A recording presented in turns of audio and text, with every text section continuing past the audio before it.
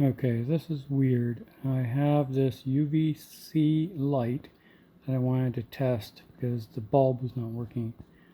So I've got this terminal. Every time I try to test the voltage, just one probe near it causes these little sparks. Look at this.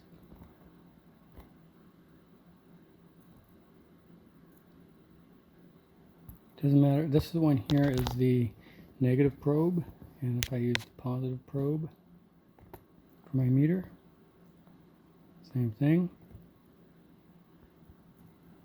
And I can check both sides of it, but the other one has a blue LED, which makes it really hard to see. So I'm not going to do that side. Why is it doing this? There's nothing on the other side of the meter. Okay, Google, turn on the light. So here's the bulb. It only has power when it's facing down, so it's hard to show when it's tilted up like this.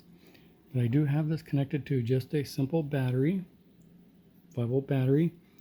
I could have used some AAA batteries, but they fall out when this thing is open. And the other probe is, or the other wire is right here, but that's hard to get any effect when this light is on, so didn't even bother. This should be about 350 volts when I measure it, AC. The light does not come on, so I was wondering what the problem was, but strange, I get those little sparks with just one probe. I thought maybe some of these wires were pinched in here. So I was going to test the voltage all the way up to the bulb. Anyway, the point of this video was trying to figure out why I was getting sparks with just one probe touching it and the other probe nowhere near anything else. I can even hold both of them in the same hand, so it's not that it's grounded or anything like that. If you have any ideas, comment below.